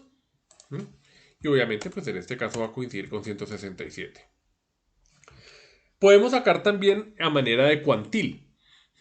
Los cuantiles son 0, 25, 50, 75 y 100. ¿Mm? Es decir, qué valores están en cada uno de esos puntos. El 25 está el 167. Si yo miro todos los cuantiles, ahí están. El 0 es el 154, que es el primer elemento. 154, el último debe ser 181, que es el 100%. El 25 está en 167, que es el percentil 25. La mitad, la mediana, el percentil 50 es 171. Y el último percentil es el 175, que está en el 75%. Esto también lo podemos ver con la función summary, que nos resume todo de una. ¿Sí? Entonces nos muestra aquí el resumen. Un box plot. Estas medidas son fáciles de determinar a través de una cosa que se llama un box plot. Un box plot es esto. ¿Qué representa cada elemento? Este círculo que tenemos acá es el elemento más bajo. Normalmente, si no tenemos un punto acá y esta raya está, si no tuviéramos este punto acá, esta raya correspondería al percentil 0. Pero como tenemos este punto acá, realmente el percentil 0 está en ese punto, ¿m? Que está por debajo de 155. El punto debe ser 154. ¿M? Este punto, fíjense que si miramos los números en general, entonces 154, 156, 160, ¿sí? Está solito por allá sueltico. Eso lo vamos a llamar una anomalía. ¿Qué es una anomalía? Al final de la sesión de hoy, vamos a ver que una anomalía es un valor que se sale de las colas de una distribución de frecuencias. O sea, es algo que tiende a estar por fuera, que no se comporta como se comporta la mayoría de la población. Por eso se llama una anomalía o en inglés un outlier. ¿Mm? Entonces ya esto ya no sería el percentil cero. ¿Mm? Pero sí nos dicen normalmente en términos de la población hacia dónde tiende a ser el punto más bajo. Luego tenemos aquí esta primera línea que es el percentil 25. Luego tenemos esta que es la mediana. Luego tenemos este que es el percentil 75. Y por último, como no hay anomalías, este sería el percentil 100. Y ahí están los valores. Asimetría. Para entender el concepto de asimetría, en esto sí toca voy a buscar aquí rápidamente en internet. Distribución normal. Digamos que en qué consiste el tema de la distribución normal. A ver si encuentro un gráfico que me funcione bien para esto.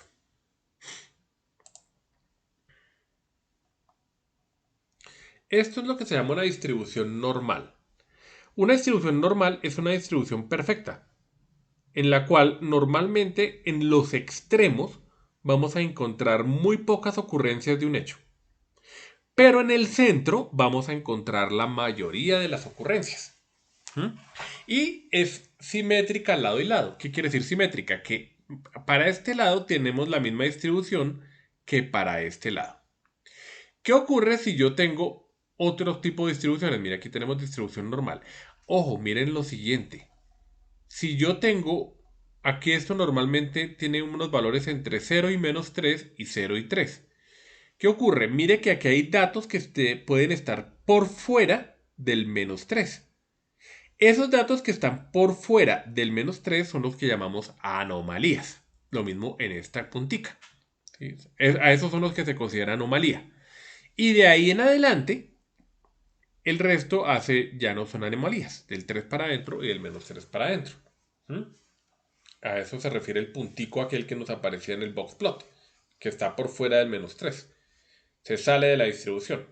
Ahora, esta gráfica puede no ser así. O sea, puede, digamos, ser más aplastada. O sea, puede tener una curva casi plana. O podemos encontrar casi un cuadrado aquí, o sea que toda la distribución tiende a ser constante. O podemos incluso encontrar una donde tenemos más acá, disminuye en el centro y aumenta al final. O sea, las distribuciones no siempre tienen que ser normales. Es una tendencia en la naturaleza a tener distribuciones normales, pero no todas las distribuciones son normales ni en todos tiende a ser normal. Entonces, en este caso, tenemos esto, es una distribución normal. Y es simétrica porque tiene el mismo lado izquierdo, es simétrica entre la derecha y la izquierda. Viendo esto, pues volvamos a nuestro cuaderno de Jupyter. ¿Mm? Vamos a encontrar unas asimetrías positivas, asimetrías negativas. Entonces la positiva es la que tiende a ir hacia el lado izquierdo y la negativa hacia el lado derecho. Espérense a ver si me queda. Entonces veamos acá. Vamos a ver este gráfico. Tenemos una asimetría positiva, que quiere decir, fíjense que la curva tiende a ser hacia el lado izquierdo. Si uniéramos aquí esto y hiciéramos una curva, fíjense que la cola larga está a este lado y aquí queda una cola muy corta. Y este pues sería el box plot. Fíjense que está hacia este lado. Y aquí tenemos unas anomalías, ¿sí las ven? Estas son anomalías que están por acá, al fondito. ¿Mm? Anomalía negativa, entonces tiende a estar hacia el otro lado. Hacia este lado. ¿Mm? Y aquí está el box plot. Se nos fue para el lado derecho. Y datos que tienden a ser simétricos.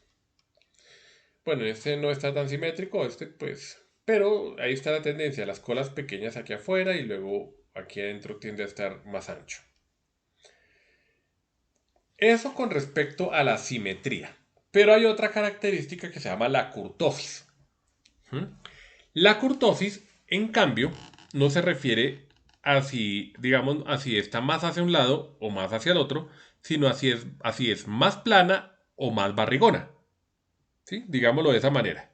¿Sí? Volviendo a nuestro gráfico, este gráfico podría ser más aplastadito o más estiradito hacia arriba y hacia abajo. La simetría es hacia los lados. La curtosis es hacia arriba o hacia abajo. ¿Mm? Dicho esto, vamos a encontrar tres tipos de curtosis: leptocurtosis, mesocurtosis y platicurtosis. Leptocúrticos son aquellos que tienden a tener una barriga muy grande. Aquí obviamente es una que es positiva y además leptocúrtica, es decir, está hacia un lado y está barrigona. La cola es mínima. Los datos de la cola son mínimos y los datos están muy concentrados en un rango muy pequeño. Si miramos el box plot, es muy delgado. ¿Sí lo ven? Delgadito. Todos los datos están pegados. De hecho, la mayoría de los datos que no están pegados son anomalías. ¿Mm? Mesocúrticos. ¿Sí? Entonces, el mesocúrtico es una distribución que tiende a tener la forma de una distribución normal equilibrada. ¿Sí? Entonces, mire, tiende a ser una colita, colita acá, y la barriguita normalita. Una barriguita normalítica. Y la otra es platicúrticos que tienden a no tener la forma de una distribución normal, sino son como aleatorios. ¿Mm? No son exactamente planos, pero pueden llegar a ser planos. Entonces tenemos este, un platicúrtico. Y fíjense que no tiene cola, sino fíjense como una mesa. Obviamente, pues, como los datos son aleatorios, pues no nos da perfecto. Y tiene, obviamente, el más ancho de los box plot. Bien. Estadísticas de variabilidad. Las estadísticas de variabilidad básicamente hacen referencia a la distancia que está en la que están distribuidos los datos. ¿Mm? Vamos a ver un ejemplo. Aquí tenemos otro caso de nuestro dataset. En este que tenemos un dataset de empresas. Tenemos un dataset de empresas con datos de empresas. Vamos a ver algunas medidas de tendencia central Incluso Excel también tiene datos con medidas de tendencia central. También voy a tomar un poquito de gaseosa porque he hablado bastante rato. Bien, Excel también tiene medidas de tendencia central. Entonces vamos a sacar aquí el promedio. Y vamos a ver que este promedio, que es la media de estos datos, da 33.5. Y uno aquí también ve que tiene 33.5. Entonces uno diría, ah, es que son dos empresas casi iguales. Se comportan casi igual. Tienen un comportamiento muy parecido. Porque tienen el mismo promedio de los datos. Pues no. Y vamos a ver por qué no. Voy a quitar este dato acá. Este dato acá. Y voy a mostrar aquí la importación de los datos. Entonces los importo con empresas XLS, como lo hicimos anteriormente con el otro, con el de los libros. Miro que me quedó la base de datos, los datos que vimos ahorita en Excel. Y aquí voy a aplicar la media. Entonces la media de la empresa 1 es 33.5 y la media de la empresa 2 es 36.5. Tal cual lo vimos en Excel. Ahí está. Pero la mediana, vamos a ver dónde está la mediana y muy probablemente también coincide, es 33.8 y 33.8. Entonces uno dice, son igualitas las empresas. Hasta aquí uno diría, las empresas son igualitas. Vamos a graficar la distribución de los datos. Este código lo dejo para que ustedes lo revisen. Y mire cómo están distribuidos los datos. Este gráfico es importantísimo. Aquí vemos, uno, cómo están distribuidos los datos. Pero dos, para resolver el ejercicio de la primera semana del trabajo colaborativo, este gráfico a ustedes les va a servir muchísimo. Porque nos muestra la variabilidad de un dato. En el caso del trabajo colaborativo será el de la empresa 1. En ese caso será el departamento 1 y el departamento 2 o la ciudad 1 y la ciudad 2. Bueno, ¿qué vemos acá? El promedio de los datos, como esto tiende a tener una simetría, fíjense que es muy simétrica. Este que está arriba es muy simétrica. O sea, miren que estas distancias son simétricas. O sea, es una gráfica que tiende a ser mesocúrtica. ¿Sí? Tiene la curvita así, ¿sí? Es bien distribuida. Lo mismo esta. Estas distancias son muy similares. ¿Mm? Y en la mitad tienen la misma mediana. 30 y ¿qué? 3.8. Debe ser por acá. Este mismo dato. Y la media, como están simétricas, tiende a ser la misma. Pero la distribución no es la misma. Y este gráfico sí nos muestra que la distribución sí es muy diferente. Entonces la empresa se comporta diferente. Los salarios son muy disímiles entre las dos empresas. ¿Sí? Se comportan diferentes en el salario. En esta empresa vamos a encontrar salarios muy bajitos y salarios muy altos. Entonces tenemos muchos empleados que ganan el mínimo y otros que se ganan 30 millones. ¿Mm? En esta vamos a ver que el empleado que menos gana se gana por ahí 3 mínimos, pero el mayor ejecutivo pues no se gana tampoco tanto. ¿Sí? Y en promedio se ganan lo mismo. Y la mediana también es la misma. Entonces, fíjense que las medidas de tendencia central nos dan información, pero no muy completa. Entonces, ahí vemos la variabilidad. ¿Mm? Entonces, ¿qué nosotros vamos a ver acá? Volvamos al título. Estadísticas de variabilidad. Para eso nosotros vamos a tener también otros estadísticos o parámetros que nos van a ayudar a resolver este dato. ¿Cuáles son estos estadísticos? El rango ya lo hemos visto, que es la distancia, es el ancho, es este ancho, y el rango, si aquí se ve que el rango es distinto, mire. Este ancho es diferente a este ancho, entonces el máximo menos el mínimo va a dar un valor grande. El máximo menos el mínimo va a dar un valor pequeño. Entonces el rango es el máximo menos el mínimo. Se aplica fácil a la función diff, abro paréntesis, rango, o sea, la diferencia en el rango de la DB, la columna empresa 1. Da 5.3, de la empresa 2 da 12.2. ¿Mm? En la empresa 2, esta distancia es 12.2, esta es 5.3.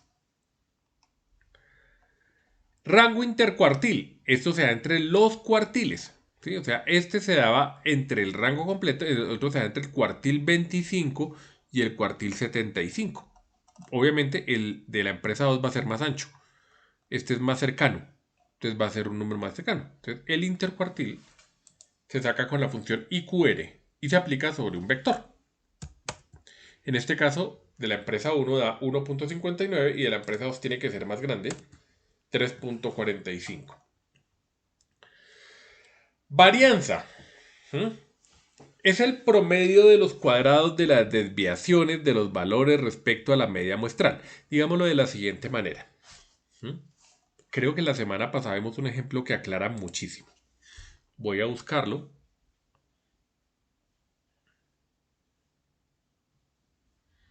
Paciencia un segundo.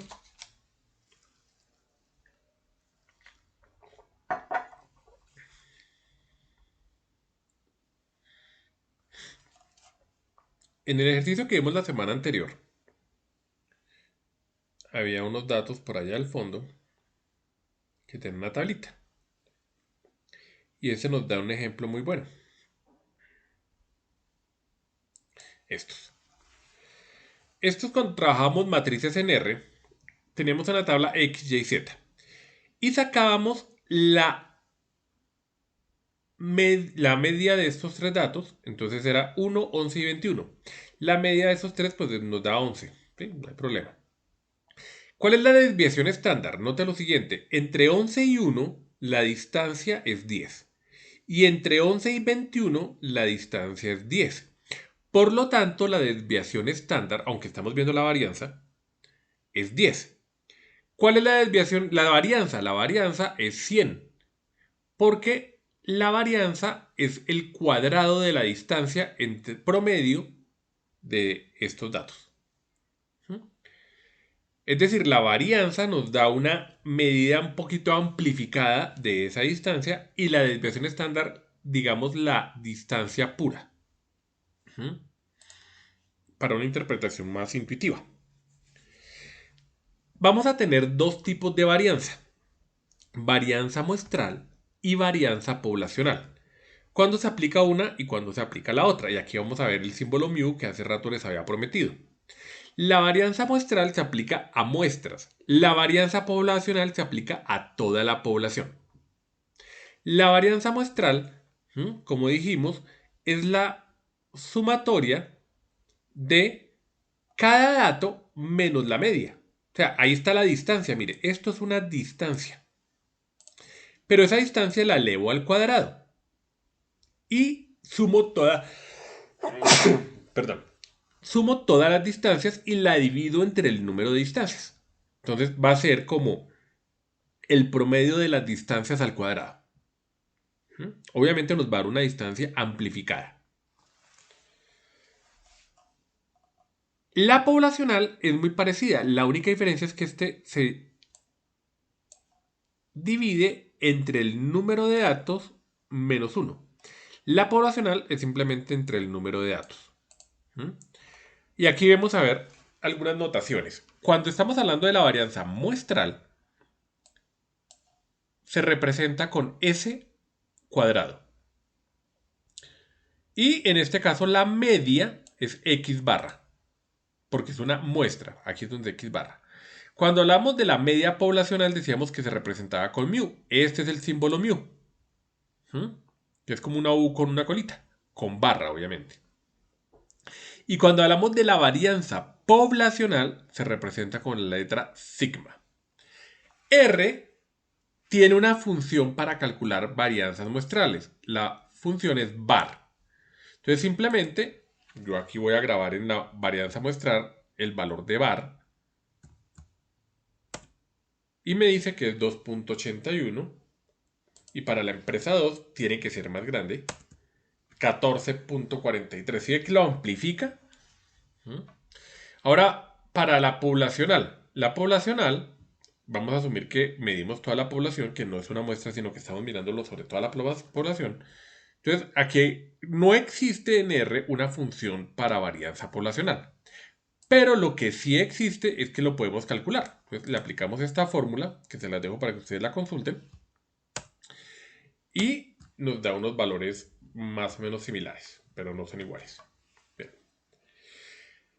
Desviación estándar. La desviación estándar, como veíamos en el otro cuaderno, esa sí es la distancia como tal. Entonces, para tener esa distancia, pues si la otra está al cuadrado, pues le quitamos el cuadrado. ¿Cómo se le quita el cuadrado? Pues poniéndole la raíz cuadrada. Entonces sacamos la raíz cuadrada de la varianza. Y así obtenemos la desviación estándar. ¿Mm?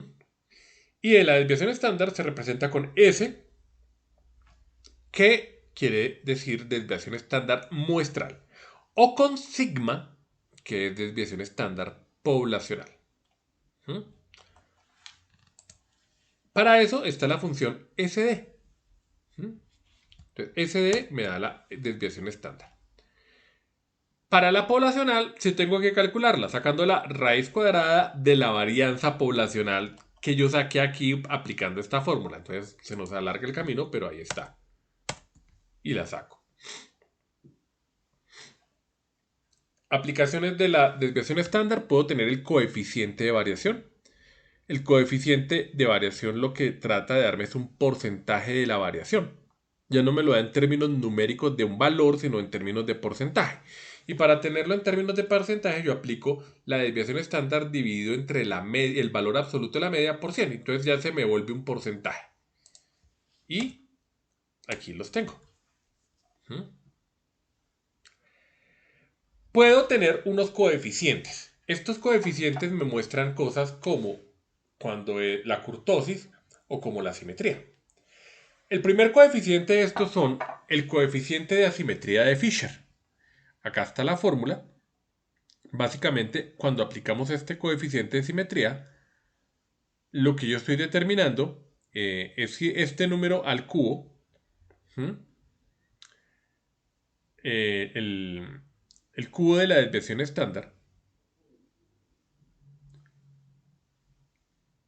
es aproximado a cero, es menor a cero o es mayor que cero. Si es aproximado a cero, la distribución tiende a ser simétrica, como el que vimos ahorita en la campanita. Si es menor a cero, tiende a tener una simetría negativa. Y si es mayor que cero, una distribución de asimetría positiva. ¿Cómo hago para utilizar este coeficiente de asimetría de Fisher? Sencillo. Llamo un paquete que se llama E1071. ¿Sí? Lo instalo y voy a crear nuestra primera función asimétrica positiva. Aquí es donde yo aplico esta función. Para poder aplicar esta función debo que haber cargado la librería E1071. Aquí la está cargando, ahí está carga el intermedio. Ahí está positiva. Está al lado izquierdo. Entonces voy a aplicar este. Nos debe dar un número mayor a 0.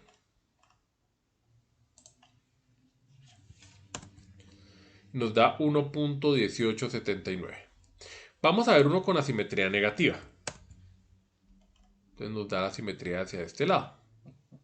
Le aplico la función skewness y me da un número negativo, grande. Ahora, rnorm me genera números aleatorios en distribución normal. Entonces, tiende a ser normal. Vamos a ver qué nos dice skewness, que es el coeficiente, y nos aproxima a 0. S para la simetría. La kurtosis. Para hallar la kurtosis, aplicamos el coeficiente de kurtosis de Pearson, donde tenemos S a la 4. Lo mismo, si se aproxima a 0, la distribución de la curva es mesocúrtica. Si es menor que 0, es platicúrtica. Y si es mayor que 0, es leptocúrtica. Y las vemos acá. Entonces tenemos esta, que es totalmente leptocúrtica. Está barrigada. Le aplicamos entonces la función kurtosis, que está en la misma librería que se llamaba 1070 y... ¿Cómo se me olvida? 1071. Es 1071, está ahí en la misma librería. Entonces aplico la función kurtosis. Me da 43.67. O sea, una super kurtosis. Distribución normal. Entonces, ese debe ser aproximado a 0. A 0.86. Y la negativa, perdón, Placticúrticos, que quiere decir que es como, no tiene, casi no tiene colas. Mire, este casi no tiene colas. Y nos da un valor que es menos 1.43. Nos dio negativo. Regla empírica: si una distribución de un conjunto de datos poblacional tiene que ser simétrica de forma acampanada, cumple lo siguiente: aproximadamente el 68% de los valores de la población se encuentra a una distancia de más o menos desviación estándar de mu más o menos sigma. Aproximadamente el 95% de los valores se encuentran a una distancia de más de 2 desviaciones estándar, entonces mu más o menos 2 sigma. Y aproximadamente 97% de los valores de la población se encuentran a una distancia de más o menos 3 desviaciones estándar, 3 sigma. Ese es el motivo de este 1, 2, 3. Mire, 0 sigma, 1 sigma, 2 sigmas, 3 sigmas. Ahí están. Lo que está más lejos del centro, pues está más desviado. Siendo así, se entiende que lo que esté por fuera del 99.7% de los casos son anomalías. ¿Sí? Lo que está por fuera de ese rango son anomalías. ¿Sí? Y aquí hay un ejemplo que lo dejo para que ustedes lo revisen. Entonces, aquí vemos una distribución normal, donde tenemos condición de una desviación. ¿Sí? O sea, qué porcentaje está dentro de un sigma. Aquí qué porcentaje está dentro de 2 sigmas. Y aquí qué porcentaje está dentro de 3 sigmas. O sea, aquí no hay anomalías. ¿Sí se dan cuenta? No hay ni una anomalía. Si fueran 90 y algo por ciento, quiere decir que habrían anomalías por fuera. Valores Z. Los valores Z sirven para determinar cuáles datos están dentro de un área debajo de la curva de una distribución. Normalmente dentro de una distribución normal. En otras palabras, el Z me da el punto a partir del cual yo voy a mirar qué hay hacia la izquierda o qué hay hacia la derecha de esta curva. Eso lo vamos a ver a detalle más adelante. Sin embargo, vamos a ver cómo se calcula el Z, porque eso sí lo tenemos que saber hacer de una vez. Para calcular el Z o valor estándar, se calcula de la siguiente forma. Necesitamos la media, la desviación estándar y el número que vamos a calcular.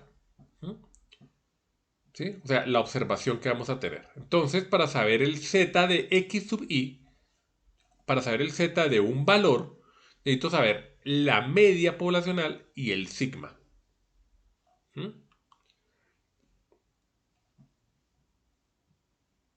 ¿Cómo se calcula? Calculo la media. Calculo la desviación estándar. Y hago la operación. X, que es el valor que yo voy a averiguar. Es decir, un valor aquí, o un valor aquí, o un aquí. ¿Sí? Un valor X. Menos la media. Todo esto dividido entre la desviación estándar. Y eso me da el valor Z. Es decir, para cada posición de X, aquí tenemos el Z de cada X. Eso también lo podemos trabajar con tablas y más adelante vamos a ver por qué. Acá está, por ejemplo, Z de menos 0.5, que esa persona está 0 a menos 0.5 desviaciones de la media muestral. Detección de valores atípicos, los que están por encima de 3 o por debajo de menos 3. O sea, los que están por fuera del 99.7% de los datos. ¿Listo? Y eso básicamente es el tema que tenemos para el día de hoy. ¿Listo? Estén pendientes de hacer el trabajo colaborativo y la evaluación de puntos evaluables. ¿Listo? Con esto, pues damos por terminada esta sesión. Hasta pronto.